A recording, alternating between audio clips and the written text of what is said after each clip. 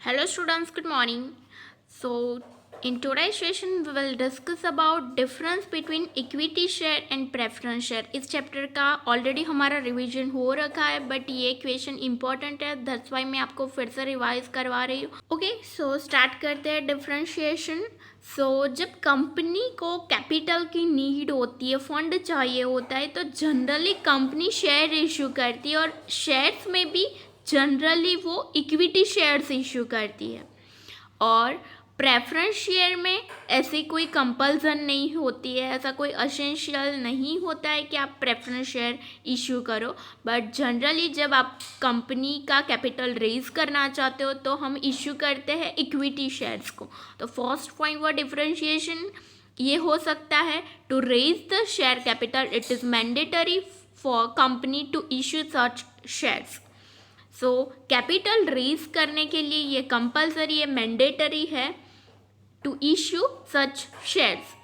Then preference share में it is not essential to issue such share. तो अगर आप कंपनी का कैपिटल रेज करना चाहते तो वहाँ पे कंपल्सन नहीं है कि आप प्रेफरेंस शेयर इशू कीजिए. Okay, then next point for differentiation, तो आप डिविडेंड ले सकते हो. तो इक्विटी शेयर में डिविडेंड रेट डिसाइडेड होता है क्या? नहीं, इक्विटी शेयर में डिविडेंड रेट डिसाइडेड नहीं होता है. तो उस पर डिविडेंड कैसे मिलता है? इक्विटी शेयर में जब कंपनी के पास अच्छा प्रॉफिट बचता है, सब डिस्ट्रीब्यूशन हो जाए प्रेफरेंस शेयर होल्डर को डिविडेंड, और जो भी डिस्ट्रीब्यूशन करना होता है कंपनी को टैक्स का एक्सेट्रा, वो सब हो जाए, उसके बाद कोई प्रॉफिट बचता है तो उसमें से फिर रेट डिसाइडेड होता है और उस जो रेट डिसाइड होगा उस रेट के अकॉर्डेंस डिविडेंड दिया जाएगा. बट पहले से कोई रेट डिसाइड नहीं होता है, प्रॉफिट बचता है तो डिविडेंड मिलता है.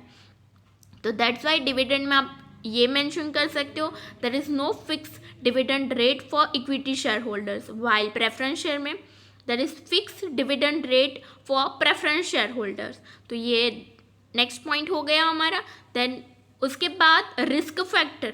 तो रिस्क फैक्टर किस शेयर होल्डर के पास ज़्यादा होगा? इक्विटी शेयर होल्डर के पास, बिकॉज उनके पास बहुत ज़्यादा रिस्क होता है. यहाँ पे रीपेमेंट भी लिक्विडेशन के टाइम सब रीपेमेंट हो जाए, उसके बाद कोई फंड बचता है तो इक्विटी शेयर होल्डर को लिक्विडेशन के टाइम पेमेंट होगा.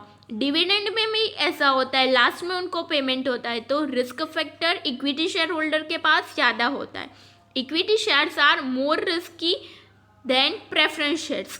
तो प्रेफरेंस शेयर में क्या होगा, वो they are less risky than equity shares. Preference shares are less risky. तो ये थर्ड पॉइंट भी हमारा हो गया.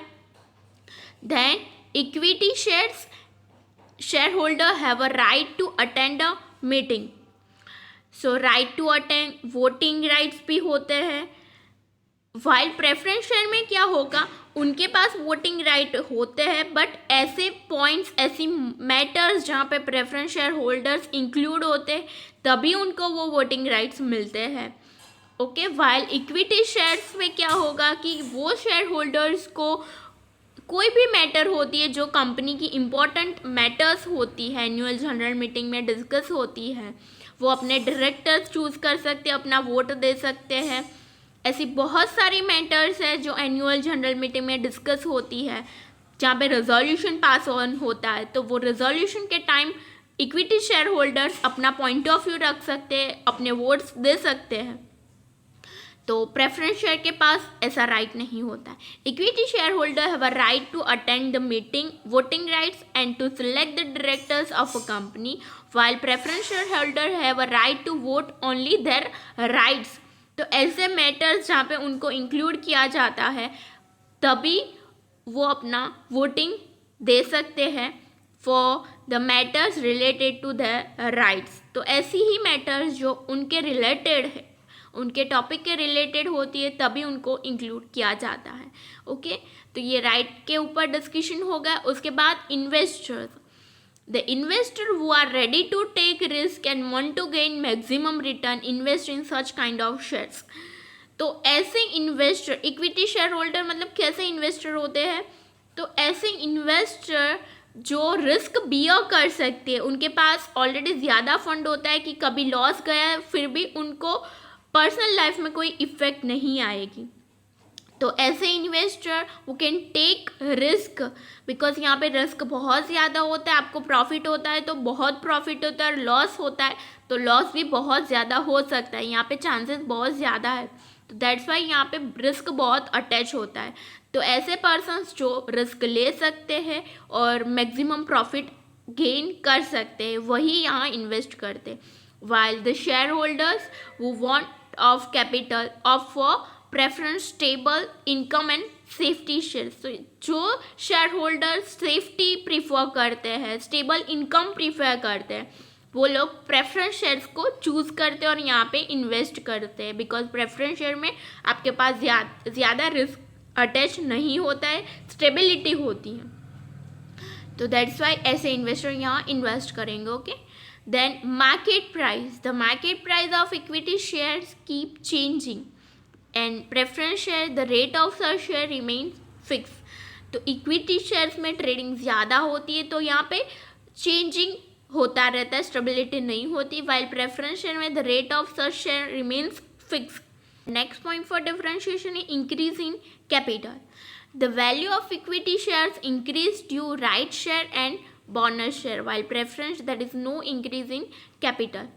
तो इक्विटी शेयर्स में उस कैपिटल में कैसे इंक्रीज होगा, तो आप जो ऑलरेडी शेयर होल्डर है उनको bonus share, right share issue कर सकते हो। तो इस वे से कैपिटल में इंक्रीज पॉसिबल हो सकता है। ऑलरेडी जो शेयर होल्डर है उनको आप बोनस दोगे तो शेयर्स की वैल्यू, कैपिटल की वैल्यू ऑलरेडी इंक्रीज होती है, तो this way it can increase the capital. While preference share में ऐसा कुछ नहीं होता है। आपने कभी सुना है कि प्रेफरेंस शेयर होल्डर कोई है उनको बोनस शेयर दिए गए?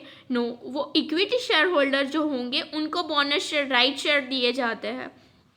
तो this way equity share holder के पास ये राइट्स होते हैं। डिविडेंड, प्रॉफिट अगर ज़्यादा होता है तो प्रॉफिट भी ज़्यादा होगा। तो ऐसे राइट्स बहुत अटैच है, प्रॉफिट भी है, बट उसके साथ साथ रिस्क भी यहाँ ज़्यादा है। तो ये डिफरेंशिएशन के टॉपिक है जो ऑलरेडी हमने डिस्कस किए हैं। तो उसके बाद इस चैप्टर में से yes types of preference share पूछे जाए तो अकॉर्डिंग टू 1956 जो कंपनीज एक्ट था पुराना वाला, तो उसके हिसाब से प्रेफरेंस शेयर के टाइप्स अगर आपको एग्जाम में टाइप्स पूछे जाए, कोई स्पेसिफिक एक्ट मेंशन ना हो तो आप दोनों मेंशन कर सकते हो।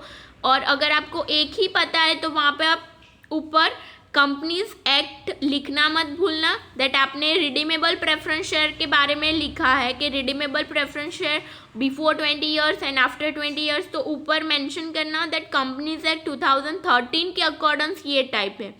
और अगर आप cumulative, non cumulative, participative, non participative, redeemable, irredeemable ऐसे टाइप मेंशन करते हो तो ऊपर आप ये मेंशन करना that according to the companies act 1956। तो दोनों एक्ट के अकॉर्डिंग टाइप्स डिफरेंट है। ओके, तो ये हुआ types of preference share, characteristic of preference share. And एक और क्वेश्चन था types of equity share. So there are other types of equity share with voting rights, equity share with differential rights as to dividend and voting। तो ये दोनों type है। Okay, and already equity share क्या है, preference share क्या है, वो already हमें पता है। एंड ये टॉपिक था जो आपका स्किप हो गया था, बट फिर भी इसके पहले के रिवीजन में मैंने ये डिस्कस करवा लिया है that types of share capital, authorized share capital, issue share capital, subscribed share capital, called up capital and paid up capital। Okay, तो इस चैप्टर में से जो इम्पोर्टेंट टॉपिक थे वो ऑलरेडी मैंने आपको बता दी है। तो यहाँ पे ये सेशन ओवर करते हैं।